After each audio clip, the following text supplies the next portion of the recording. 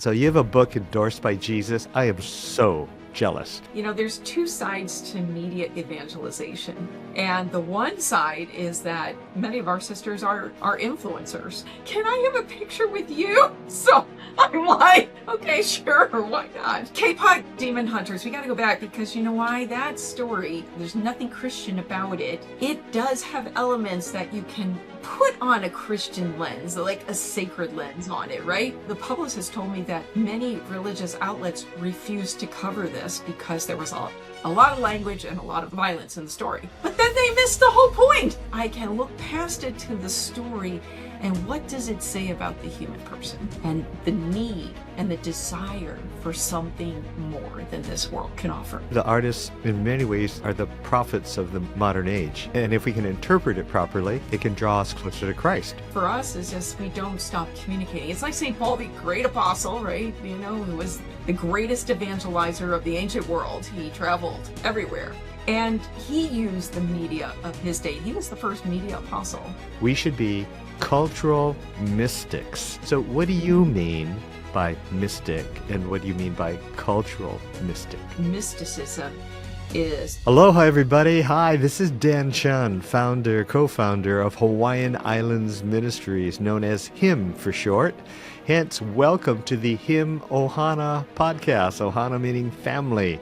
And we invite to the family really remarkable people who will stretch our minds and bring us into areas of interest and intrigue that we've never thought about before. And we are so grateful today that we have for this wonderful topic about media ministry. We have Sister Nancy Usselmann, who is the director of Pauline Media Studies, Ministry of the Daughters of St. Paul, that promotes media mindfulness and a wonderful Catholic word, catechesis, for lived discipleship. She is a media literacy educator, a theologian. She's a writer. She's an international speaker and film and television reviewer. Sister Nancy is the author of this new book out called Media Fasting, 6 Weeks to Recharge in Christ, and also author of another book called A Sacred Look, Becoming Cultural Mystics, Theology of Popular Culture. She holds a doctorate in ministry from the Catholic University of America, as well as a Master of Arts in theology from Fuller Seminary, which thrills me because I'm on the board of trustees there. I can't wait to tell them I met you. And Sister Nancy presents ways to engage thoughtfully with popular media using faith, value, and spirituality. And so what a cool job you have. I'm going to ask the local bishop, can I have her job here in Hawaii? And when not praying, which is what sisters do, or sharing life with her sisters in community, she can be found interviewing at red carpet premieres or appearing on film panels around Hollywood. And how is cool as that she has a chance to talk or dance and speak with the stars. So, Him Ohana. Let's all say aloha to Sister Nancy. Welcome, Sister Nancy. Thank you. So good to be with you. So great. And you're beaming in from Southern California, is that correct? That's correct. Los Angeles. Wonderful. LA. I've lived there for 5 years, I think, or actually in Pasadena. So first of all, is it true that sisters prefer to be called sisters rather than nuns? We should clear that up right at the beginning. Well, actually, there's a slight distinction about what is a nun and what is a sister. A nun is a religious who lives in a cloister, who lives in a convent that's cloistered, in which they do not leave. So there are some religious communities of sisters who are enclosures, like the Carmelites, or if you remember, like Teresa of Avila, it was a Carmelite nun. So they're considered nuns because they're cloistered. Sisters would be those who live an apostolic life like we do. It means we're out in the world and evangelizing and communicating to people in the everyday experiences. So we're called religious sisters. So there's a slight distinction, but we don't mind being called either. Well, clearly you're out and about, not cloistered, if you're going to red carpet premieres. No. And I mean, and actually, 2 Christmas Eves ago, just for something different, I went to the Carmelite nun Christmas Eve Mass. Oh, And wow. and then I was Okay. like, whoa, they're sliding back the doors. And I guess on Christmas Eve is the only time they can say hello and shake hands with the Wow. parishioners. And the Oh, Monsignor was nice. preaching, doing the homily or presiding. And so, anyway, so that's very cool. But Yeah. I always thought the Daughters of St. Paul were known as the media nuns. Yeah. So very Yes, actually, confusing, very confusing. oh, well, it was a yeah, I know. So that's why we interchanged it. It's not, not too big of a deal. But yeah, it started with a hashtag on social media, media nuns, because I don't know, somebody called us that, and I think it just stuck, and then it stuck on social media, and so everything is now media nuns, which Which we is do. so fun. I mean, I was, as preparing for this, I've done a lot of reading and watching and looking at YouTube, and I came across a podcast or a video cast called Yeah, Nuns React with yeah, three yeah, sisters yeah, giving a theology of media. And I thought that was so yeah, fascinating. They were fun, they were funny, and I highly yes. recommend that, everybody. Nuns React, talking about Hollywood. So you are my first sister on the podcast. You are my Okay. first sister act, as we would say, and you have a doctorate. So technically, are you sister or Doctor Sister Nancy? I mean, how does that I all just work? say sister. No, yeah, no, we just say sister. That trumps it. Okay, because I know pastors or priests that could go the Reverend Doctor or something, and then it's Yeah. so anyway.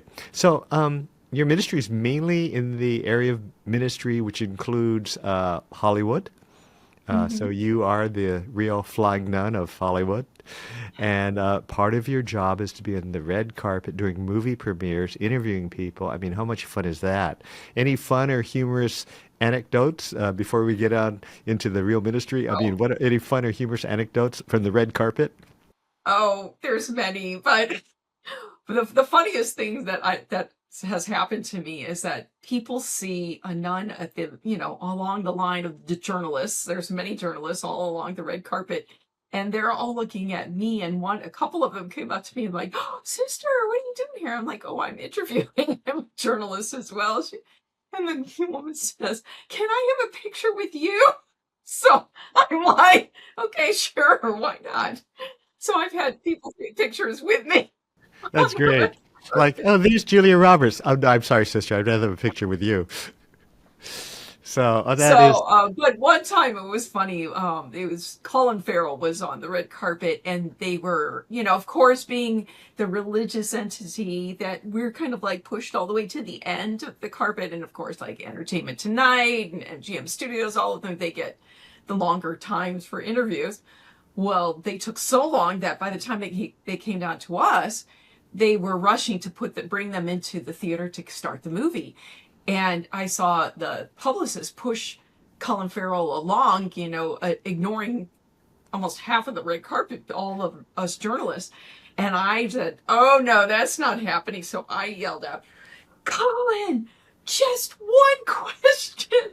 And he looks around like that. He looks at me and he sees a nun. He's like, and he tells his publicist, "Wait," because she was like pushing him along. He's like, "Wait." And he comes running over to me and he puts his hands on his hips and he says, "Yes, sister." What can I do? So we had this lovely conversation. It was delightful. But he took the time to come over and talk to me. And I think after that, he got pushed along back into the theater. But we just had a lot of laughs. Actually, it was really good. well, good chance he may have been Catholic, right? Yes, yeah. You have a lot of Yes, he leverage, you made know? some reference to the past. Yes. Yeah. You have a lot of leverage. I mean, as a sister, you can say, "Look, interview with me or you go to hell." Okay? You're going to interview with me or what? Do the Godfather kind of thing. So, I Well, mean, I wouldn't do that. wonderful. I have a film degree from University of Southern California, so I'm so envious of what you do. And I've only been to one movie premiere in my life, which was Pearl Harbor, at Oh Pearl wow. Harbor on an aircraft Oh wow. carrier. And it's Oh so wow. eerie. You're on an aircraft carrier and you're watching the battle in Pearl Wow. Harbor, And then on one Wow. side, you see the actual Arizona Memorial, and the other Wow. side, the Well, USS Missouri, with the World War II, ended when we signed the peace treaty with the wow. Empire of Japan. Well, So that was that sounds so like eerie. any Yes. premiere I've been to. Yeah.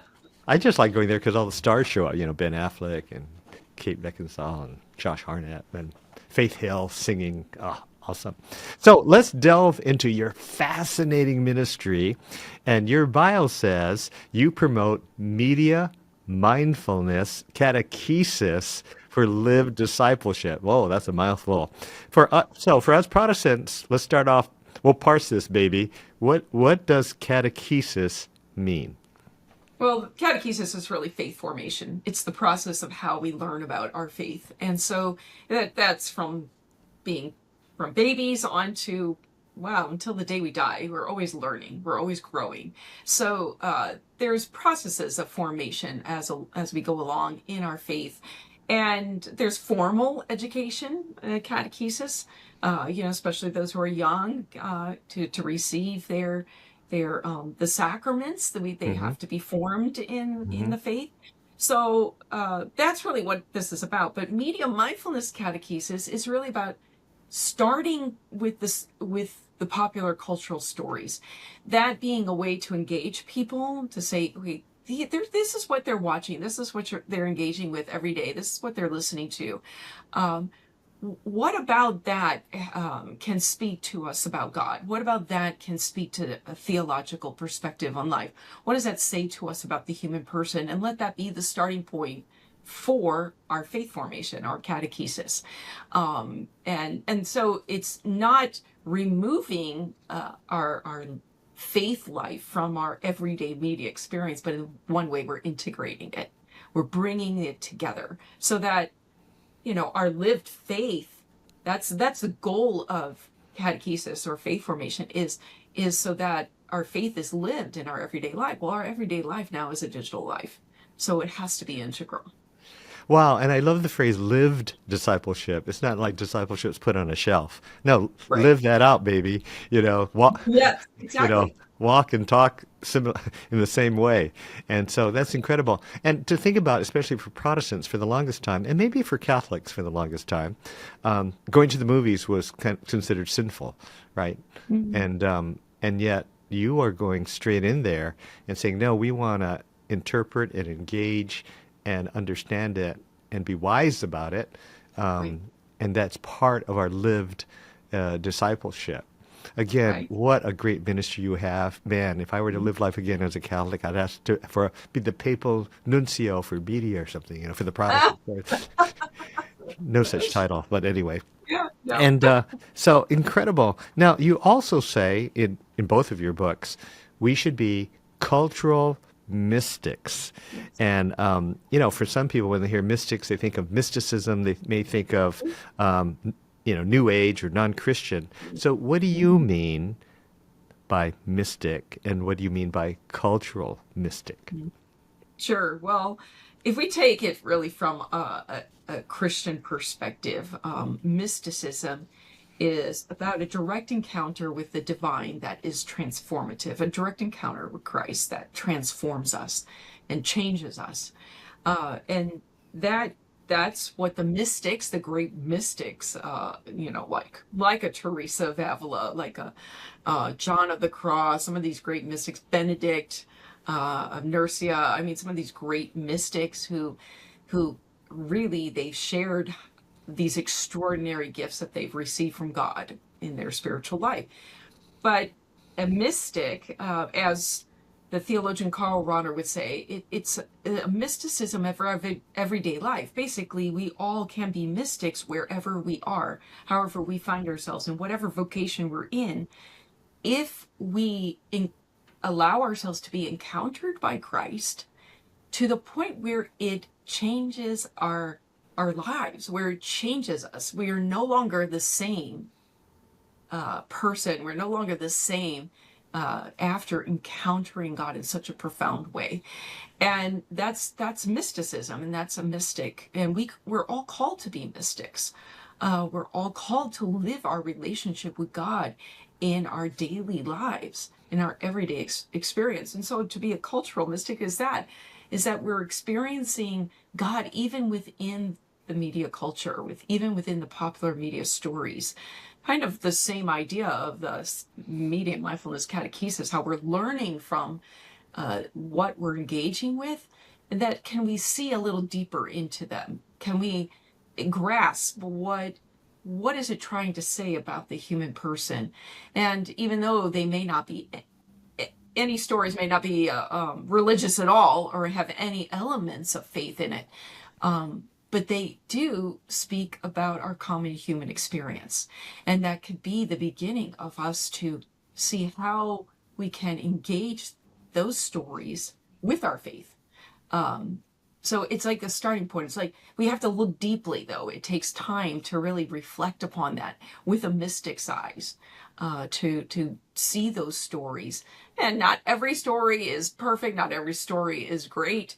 But a lot of them have something to say.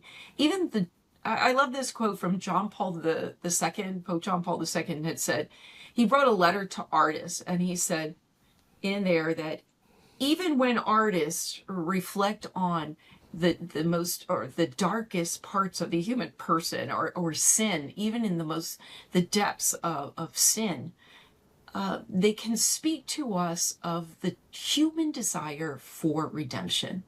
So even showing the darkness and the despair and the sinfulness of humanity can lead the audience or the viewers to desire redemption. And he said that's profound as artists, if we can lead people to reflect on that. Yeah, So, and I believe the artists, in many ways, are the prophets of the modern age. And if we can interpret it properly, it can draw us exactly, closer to Christ, right? exactly. Yeah, so then we can be mystics who really engage with the culture, but not being absorbed by everything of the culture, not being absorbed by the ideologies of the culture, but always being grounded in our relationship with Christ. But as we engage with it, we discover the yearnings and desires of humanity. And if we're truly evangelizers, people who are preaching the gospel and bringing the gospel to the world, then we have to be able to answer those needs and those yearnings, and they're present in the stories of the culture, those hungers, those existential desires that are in every human person, but somehow are told or drawn out in certain ways within the stories. And really that gives us a clue about how do we bring then the message of the gospel? How do we share Christ with those who are in those depths of searching Wow. for something more, and there's many seekers, but how can we reach them? We reach them through the stories they are familiar with, which is in popular media. That's a great way. Wow, I have so many questions and responses just from what you said to unpack part of it or much of it. You're saying let's engage with the culture, and let's not necessarily run away from the culture. Let's engage with it and then interpret it and redeem it in a way that they understand the gospel. And Right, in a sense, in a non-media sense, when Jesus hung out with the right, drunkards, the gluttons, the sinners, the tax right, collectors, he was engaging with culture, not giving in to obviously that culture, right, but of course showing them the love of God. And that's basically what your exactly, ministry is, as opposed to exactly, let's stay away, let's not watch movies or TV because right, so much of it's sinful. But you're really saying let's actively watch and engage in it yes. and then uh, use that in our conversation with others.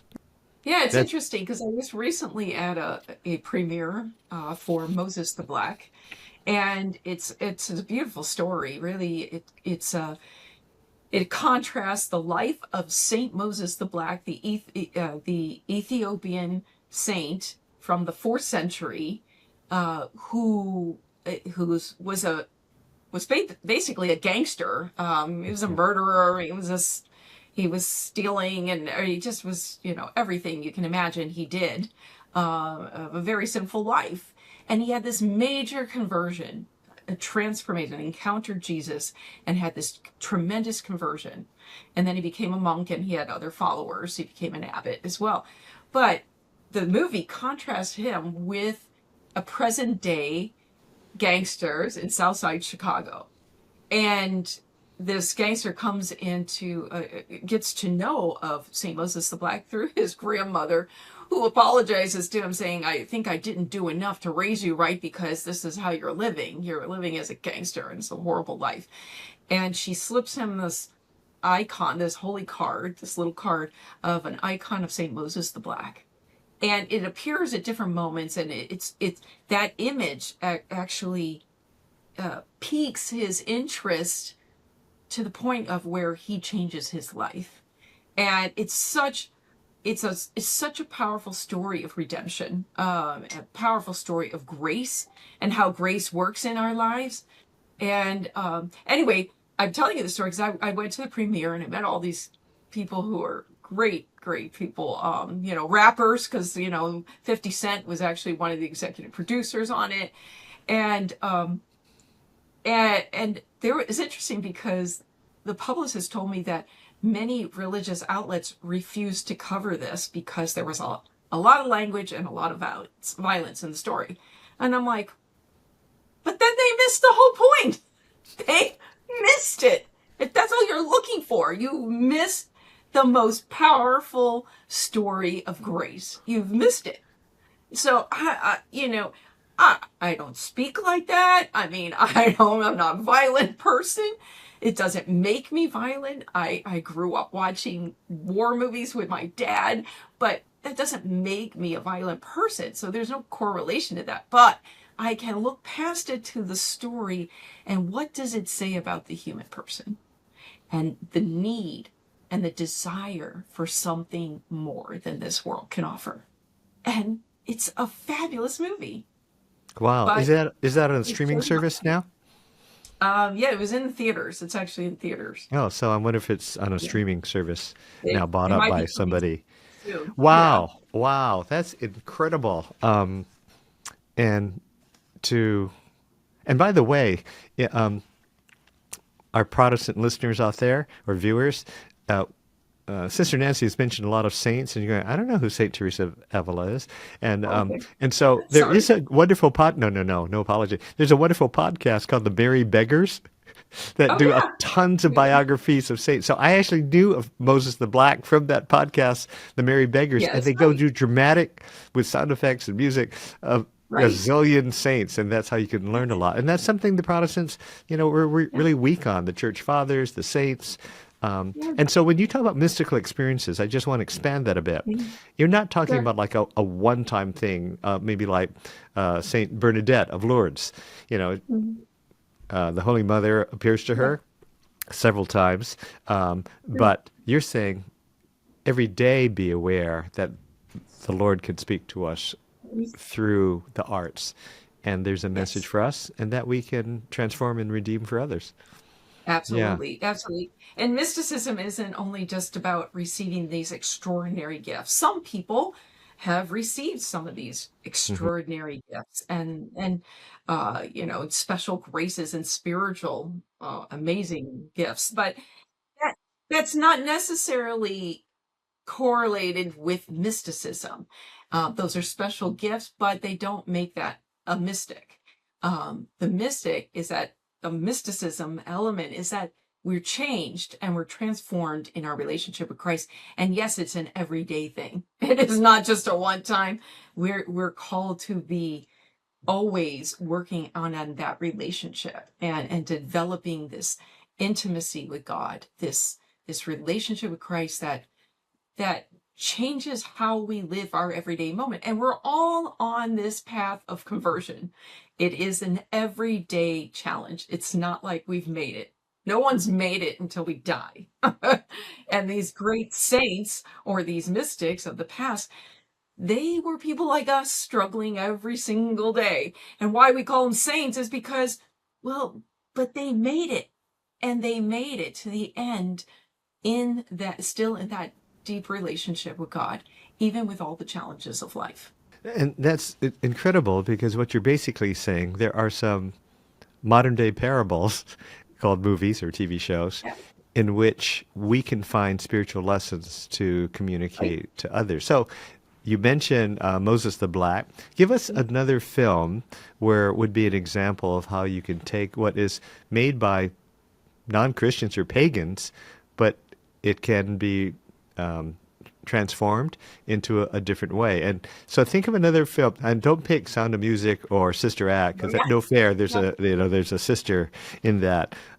But maybe there's a popular movie or a TV show, and give an example of a cultural mystic interpretation or engagement. Oh, well, one of my favorite series of, actually of all time, is The Bear. I Oh, just love okay, which is that a chef series. show. People who have not seen it. Yes, yes, And why it's why is that one of your favorites? it's brilliantly crafted. I mean, it is so fast paced. It's like moving, it's telling the story, but in like 30 minutes or 40 minutes of an episode, it just packs the punch. It's so well crafted and written, and I think it's won so many Emmys anyway because of that. But it's just brilliant storytelling, and I think it's always this struggle. Okay, he's a great chef, but his brother has a restaurant. His brother commits suicide, and he leaves the restaurant, the family restaurant, to him. And he's like, goes back, and he's like, he was a Michelin star kind of chef. Now, what does he go back into this like Southside Chicago kind of restaurant? And like, what do we do? It's a total mess. And you just see the struggle of perfectionism in him, but that perfectionism in his work as a chef is almost a mask for dealing with the interior life. Like he doesn't want to address the pain and the suffering of his life or of his family or situations or his brother's death.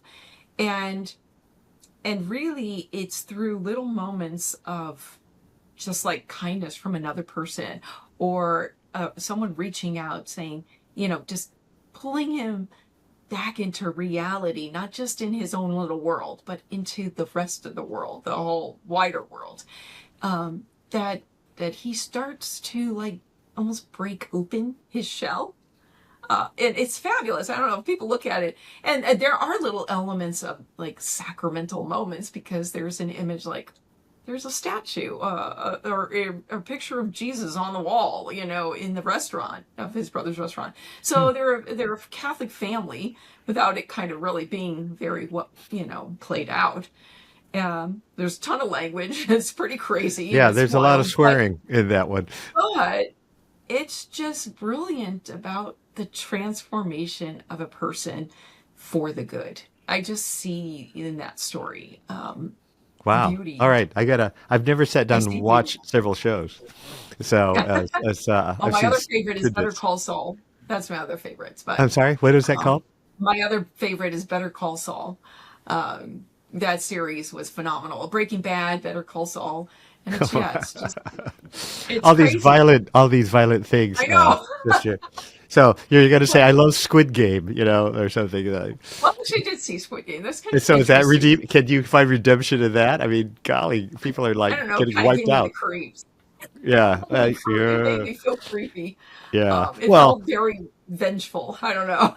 yeah. Well, more lately, I love K-pop Demon Hunters. I just thought that had a great redeeming message, which nobody understood what I was saying. But I just thought, yeah. I mean, and they even talk about the light, and I don't want to wreck it for people, but there's an evil, demonic opposition in it that's very obvious. What about Crazy Rich Asians? Let's have some Oh, I love Asian. that too. I Yeah. love it. I love it. What But what would be the? K-pop Demon Hunters, we got to go back because you know why? That story is amazing. Even though there's nothing Christian about it, it does have elements that you can put on a Christian lens, like a Yeah, sacred lens on it, yeah. right? I mean, just the sense that the evil can take away, like it's like sucking away somebody's soul. It's like taking the life out of them. In one sense, that's what sin does, right? It takes that life of God out of us, or clouds it in some ways, right? But this by overcoming evil, and by the power of good, by sacrificial love, that soul is returned, that light is returned to the souls. Oh, it's like there's tons in that movie. Yeah, and they even talk about in one of the songs going back to the light, and Oh that yeah. I deal with the broken pieces and in my heart. And Yes. anyway, I don't want to spoil it for people. It is an animation film if you all haven't seen it, but it's like really for adults as well as teens.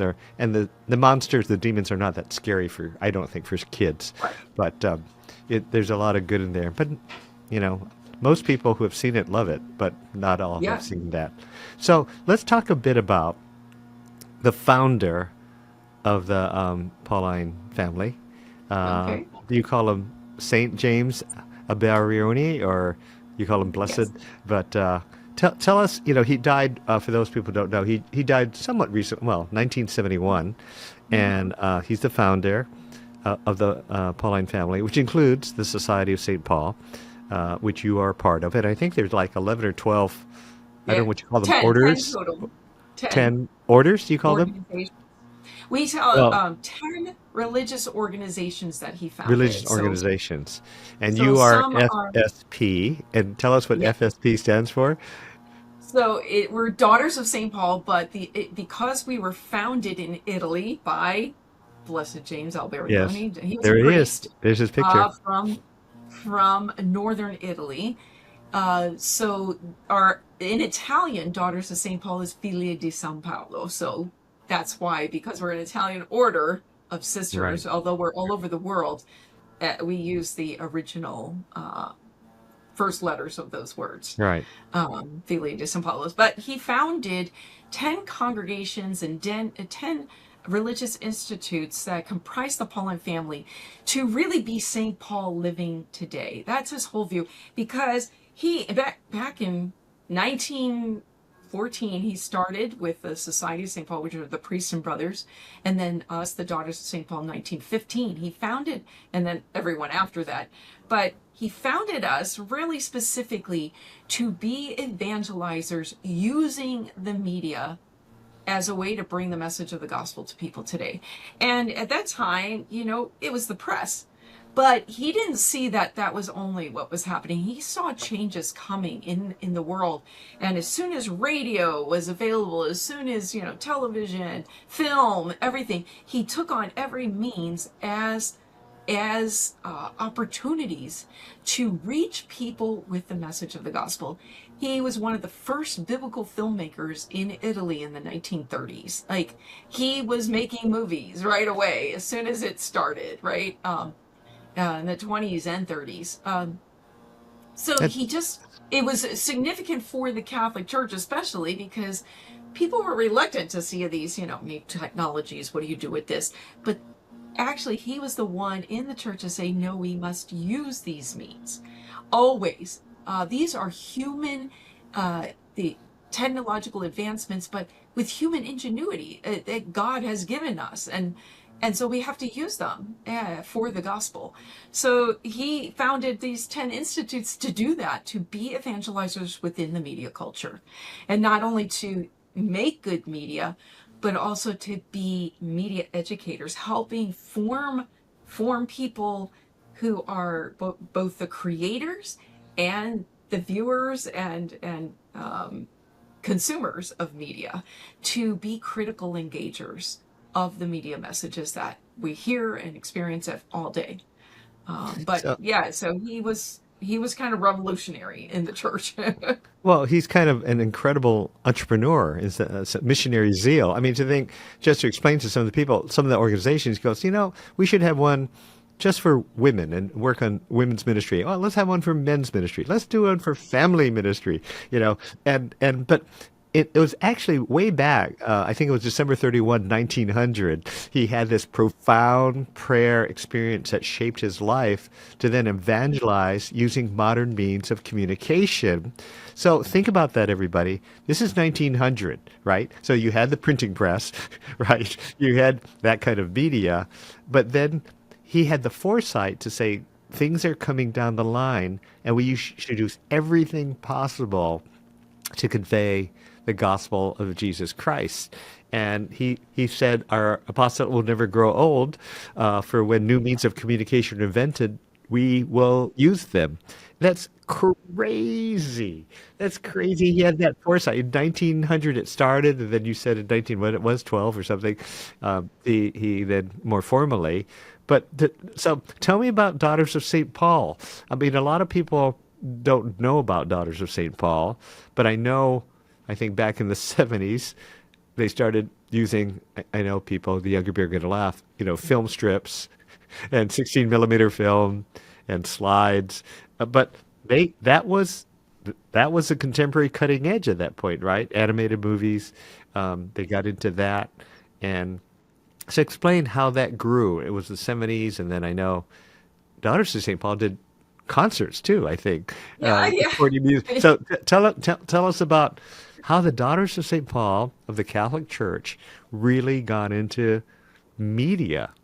Well, really, right from the beginning, I think since 1915, we were like starting to publish newspapers. I mean, so right in the beginning, the sisters were actually the ones on the printing presses, and using all these machines possible to communicate the gospel. But so we took on every form of media since then, and now it's internet, right, and social media, and now even AI, and how can we use it? And we're always thinking and examining how we can use these means to communicate the gospel. And like I said, on social media, we're known as #MediaNuts because we just put the message out there. We're present, and many of our sisters are influencers on social media because people want this message. People are yearning for something good amidst all the chaos that's out there, right? They're yearning for the good. So we just see the need to just keep on and keep present. And now even thinking, okay, how is AI going to support this? And maybe what can we do to create an AI platform or whatever that would be faithful to the gospel, faithful to the human person, but always examining that. So not just taking on every means indiscriminately, but really with, discernment.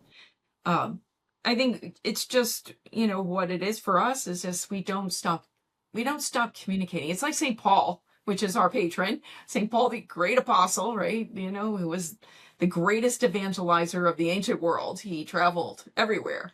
And he used the media of his day. He was the first media apostle because not only did he go forth and preach to people directly and meet people like the Corinthians and the Thessalonians and the Galatians, but he actually said, well, I need to reach them more because I can't get there. So I'm going to start writing letters, which was on papyrus scrolls, and so sent those off and used those as another means to communicate.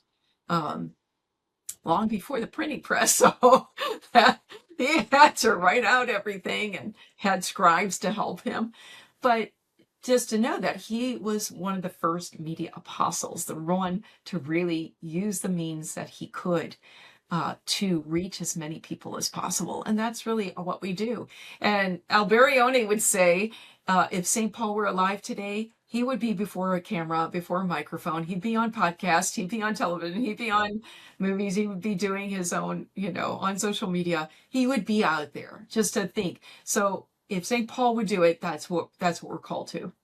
Well, and I'm sure if Alberione was alive today, he goes, man, I missed out on social media. I missed Yeah, out on the internet. No fair. exactly.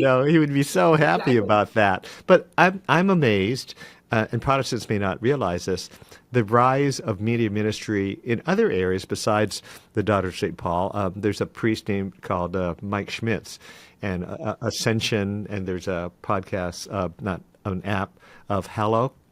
I mean, it's so popular of how the Catholics are using that for the gospel in so phenomenal ways.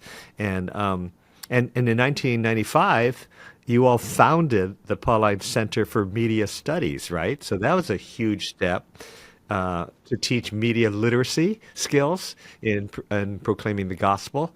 I think I have actually been there, and I love the dedication of the people there. I'll never forget. I think some priest was or somebody was hand hand drawing or hand painting like postcards. And I walked through, and such a Protestant. I said, wow, you could make a lot of money doing this. And he goes, why would I want to do that? It's like, okay, I'm in a different zone here. So, and so I want to talk about your new book. I mean, you are the director of Pauline Media Studies, and you have a new book called Media Fasting. So now we say, wait. She just told us to get involved in the media, and now here's a book saying, let's do some fasting. So I should say this. The foreword is written by some person named Jonathan Rumi, who he plays Jesus in The Chosen, which is like another media explosion communicating the gospel. I know, Rumi would say it is entertainment, so don't get mad at us. We don't do exactly all the scripture stories. But so you have a book endorsed by Jesus. I am so jealous. So tell me about media fasting, where you Yeah, just convinced me that believers in Jesus should get more involved in watching and interpreting right. media. So what is this book about?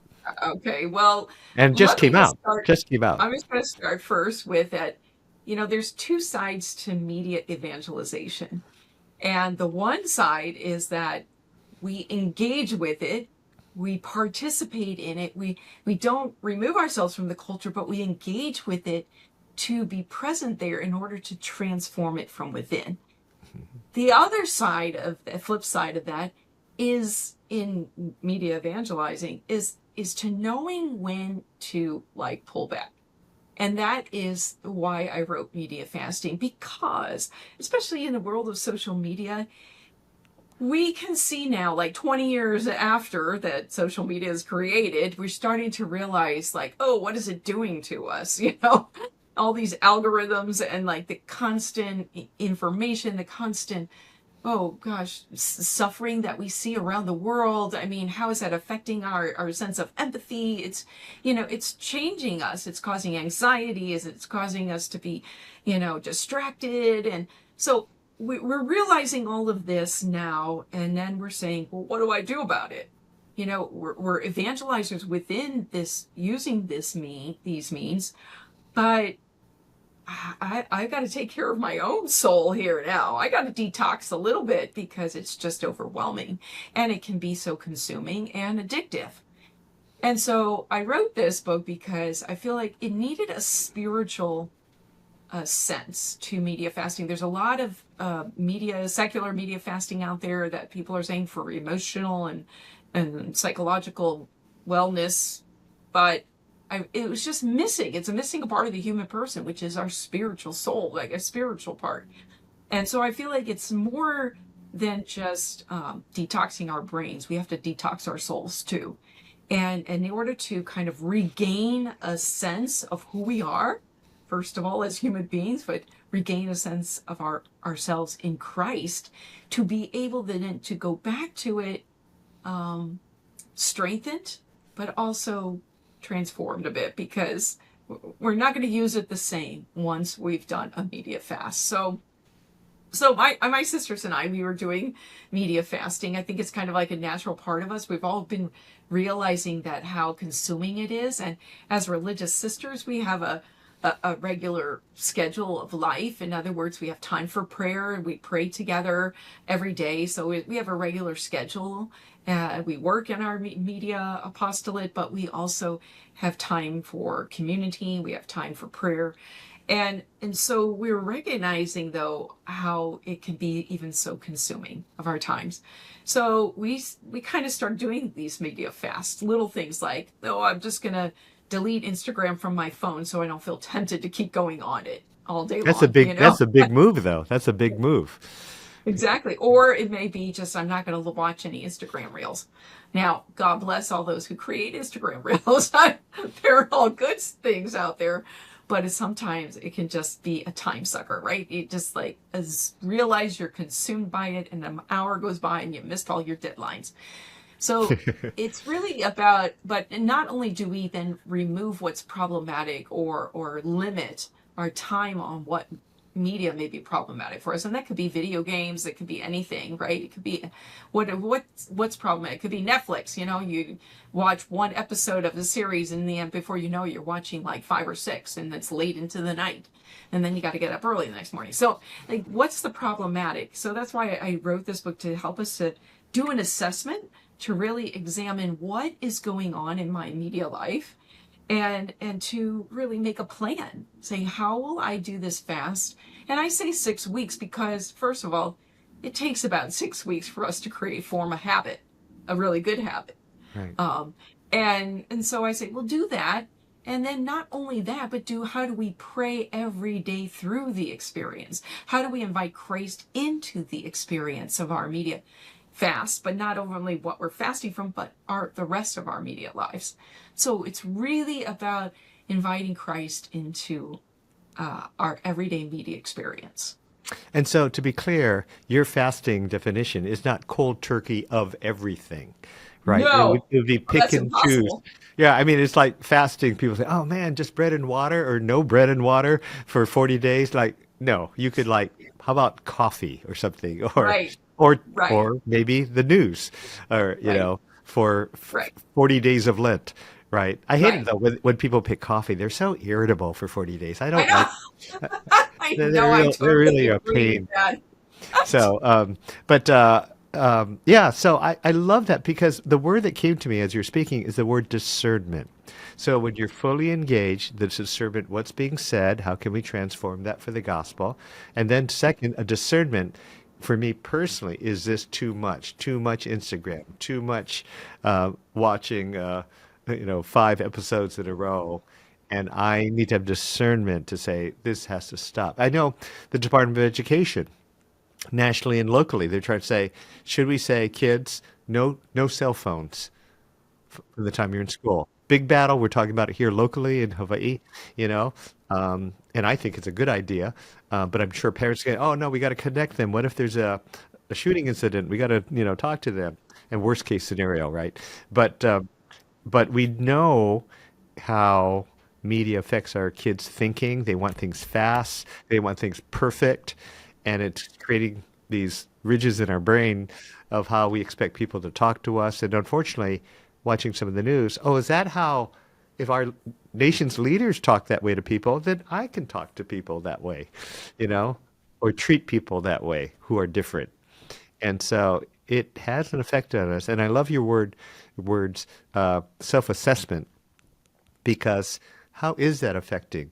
Am I less forgiving? Am I more angry? Am I more bitter, agitated, even anxious? So everybody, it's called media fasting, 6 weeks to recharge in Christ. And, Lent is coming up, and you might want to consider that. And now, interesting, to move on a slightly different topic, you have what is called media apostle retreats, and which I would love to attend. And it's in Malibu. And what are the media apostle retreats? Well, part of our mission as Daughters of St. Paul is to share this Pauline spirituality that we have, which is rooting us in the Word of God and in the Eucharist, to see Christ as our way, our truth, and our life. And it roots us deeply into how St. Paul lived and communicated Christ. But we see that so many media professionals are kind of swimming in this world of media, but also feel this kind of pull and this tug for a deeper spiritual life. And yet, what type of spiritual life is attractive to them? Well, and that's why we're trying to offer, we're saying, well, this is a media spirituality. Saying this Pauline spirituality is a media spirituality. It's for media professionals. And so we're trying to offer these retreats to help guide media professionals to live a deeper spiritual life, basically, to take some time away, really in quiet, and to deepen their relationship with Christ, but not alone. but with other media professionals. And it's not like a time for networking kind of, we say, leave all that aside. We're not here to make just network about our professional lives. We're really talking about our spiritual lives. And yet we do network because we get to know other amazing people from all over the country who are in all different areas of media, from artists to musicians, composers, filmmakers, directors, producers, actors, amazing, different writers, lots of writers, just people who are seeking a community, a support in their ministry. They don't even have to be, necessarily religious communicators. They can be secular, making secular films and secular stories, but just to have this kind of spiritual connection with others, knowing that they want to tell some good stories. They want to be an influence out there that for the good, and to know that you have support from others. So and to help give you a foundation and a structure to a spiritual life. So we offer it twice a year, once in Boston in August, and then once in Malibu in California in January. That's why everybody from around the country wants to come to Malibu in January, especially if they have snow. They want to come there. It's at Sarah Retreat Center in Malibu, and it's just a wonderful gathering of people. And everything, every time we've done it, and this is third or fourth year now that we're going on, people get so much out of it, and it's creating a community. So we stay connected through the rest of the year, through amazing. newsletters, through other online Zoom meetings, through a media apostle masterclass. We're teaching them what does it mean to be a media apostle in the digital world. What does digital evangelization really look like? So yeah, we're Wow. trying to creating a community. So to be clear, this is for Protestants and Catholics. Yeah, Yes. sure. Second, As long as is you don't mind it being run by nuns. yeah.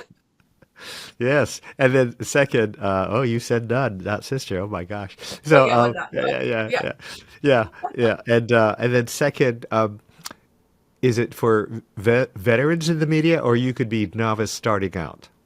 all of the above, Okay. Okay. everyone in between. Okay. So, We've had everybody, and you know why? I think the veterans have been great to be present there too. Also to see, even if they've been living in this industry all their lives, uh, it's also rooting them and grounding everything that they did in their relationship with God, and they're an inspiration and a help to also those who are just starting out. yes. And I think it's really neat kind of mentoring experience that happens spiritually. Is there a limit to the number?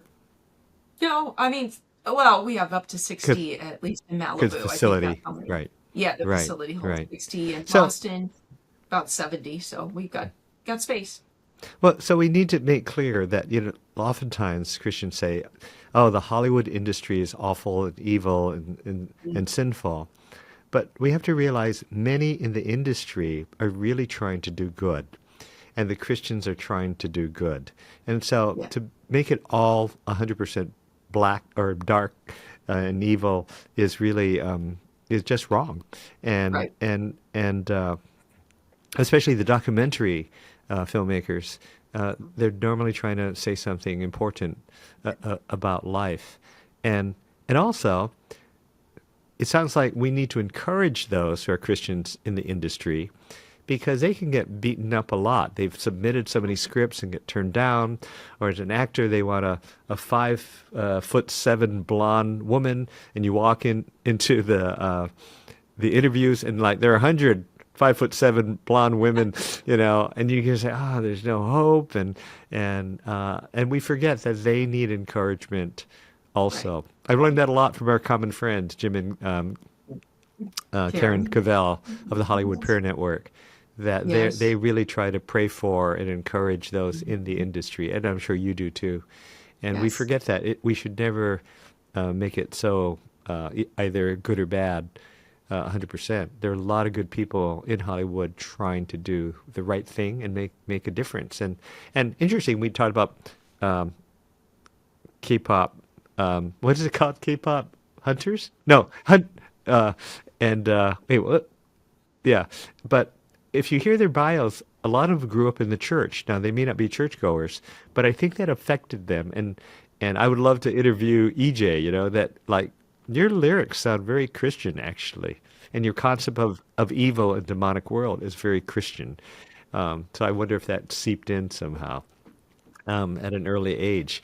But as the venerable mother Merlo, is that her name? Merlo? She said, "How beautiful and holy it is to communicate Jesus to the world."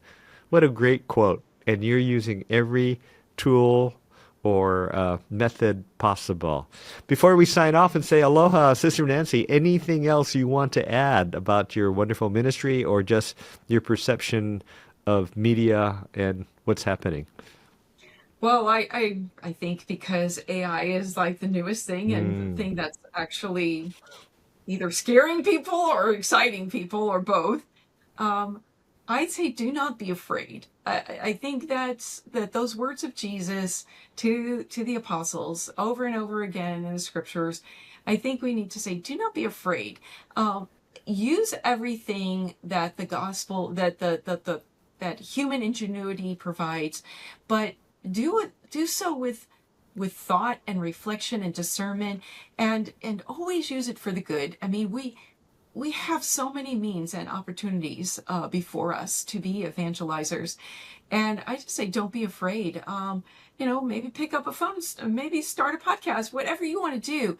Everyone can be a communicator. Everyone is a media creator today because of social media. We all creating. So don't be afraid and just put whatever's on your heart out there.